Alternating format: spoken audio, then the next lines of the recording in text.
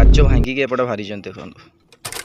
Hello guys, ଆପଣମାନଙ୍କୁ ଅନୁରୋଧ ଯେମାନେ driver ଭାଇମାନେ ଅଛନ୍ତି, ଆପଣ ମାନେ ଯେମାନେ ଚାରି ଚକିଆ ଉପରେ ଚଲାଉଛନ୍ତି ସେମାନଙ୍କୁ ଅନୁରୋଧ ଯେ କି ଦେଖିକି ଗାଡ଼ି ଚଲାନ୍ତୁ, କାରଣ ଏପଟେ ଆକ୍ସିଡେଣ୍ଟ ବହୁତ ହେଉଛି ଏବଂ ପାଣି ଯେଉଁ ବୁଡ଼ି ଯାଇଥିଲା ରାସ୍ତା ଗୁଡ଼ିକ ସାଇଡ଼୍ରେ ଯେଉଁଗୁଡ଼ାକ ସବୁ କାଦ ଏବଂ ମୁରୁମ ପକାଇଥାଏ ସେଗୁଡ଼ା ସବୁ ଦବି ହେଉଛୁ। ତ ସେଥିପାଇଁ ଆପଣଙ୍କୁ ଅନୁରୋଧ ଯେ କି ଦେଖିକି ଗାଡ଼ି ଚଲାନ୍ତୁ। ଦେଖନ୍ତୁ ଏଠିକାର ଗୋଟେ ଅବସ୍ଥା କ'ଣ ହେଇଛି। ରାସ୍ତା ହେଲା ଏପଟେ ଆସନ୍ତି, ରାସ୍ତା ଏପଟେ କିନ୍ତୁ ଗାଡ଼ି ଯାଇକି ତା ଭିତରେ ପୁରା ବୁଡ଼ି ଯାଇଛି। ଡ୍ରାଇଭର ଯେକୌଣସି ମତେ ମାନେ ଜୀବନ ବଞ୍ଚିଛନ୍ତି, କାଚ ଭାଙ୍ଗିକି ବାହାରିଛନ୍ତି ତା ଭିତରୁ ଦେଖୁଥିବେ।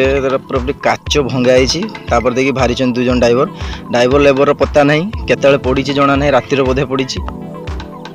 ଏପଟ ଲାଇନ୍ରୁ ଆସିଛି ଗାଡ଼ିଟା ଏପଟ ଲାଇନ୍ରୁ ଆସିଛି କିନ୍ତୁ ବାଲାନ୍ସ ରଖିପାରୁନି, ପୁରା ସିଧା ଯାଇକି ପାଣି ଭିତରେ କାଚ ଭାଙ୍ଗିକି ଏପଟେ ବାହାରିଛନ୍ତି ଦେଖନ୍ତୁ। ସେଥିପାଇଁ ଆପଣମାନଙ୍କୁ ଅନୁରୋଧ ଯେ ମାନେ ଡ୍ରାଇଭର ଭାଇମାନେ ଅଛନ୍ତି, ସେ ଡ୍ରାଇଭର ଭାଇମାନଙ୍କୁ ଅନୁରୋଧ ଯେମାନେ କି ଆସୁଛନ୍ତି ଗାଡ଼ି ନେଇକି ରାତିରେ, ଖାସ୍ କରିକି ରାତି 12ଟା 1ଟା ବେଳେ ଆସୁଛନ୍ତି, ତ ଧ୍ୟାନ ସହକାରେ ଆସନ୍ତୁ। କେମିତି ଅବସ୍ଥା ହେଇଛି ଦେଖନ୍ତୁ, ତା ଭିତରେ କେମିତିକା ଗାଡ଼ି ଗୋଟେ ପଶିଛି। ରାସ୍ତା ଏପଟେ ଆସିବା କଥା କିନ୍ତୁ ସେ ଆସି ଡାଇରେକ୍ଟ ପଶିଛି ପାଣି ଭିତରେ। ଏବଂ ଡ୍ରାଇଭର ଏବଂ ଲେବର ଯେଉଁମାନେ ଥିଲେ ତାଙ୍କ ସେଥିରେ ବହୁତ ସଙ୍ଗୀନ ଅବସ୍ଥା ତାଙ୍କର। ସେ କାଚ ଭାଙ୍ଗିକି ବାହାରିଛନ୍ତି, ସେଆଡ଼େ ପାଣିରେ ପହଁରିକି ଆସିଛନ୍ତି ଏପଟେ। ତ କାଲି ରାତିରେ ପଡ଼ିଛନ୍ତି, କିଏ କେତେବେଳେ ପଡ଼ିଛି କାହା ଗାଡ଼ି କିଛି ଠିକଣା ନାହିଁ।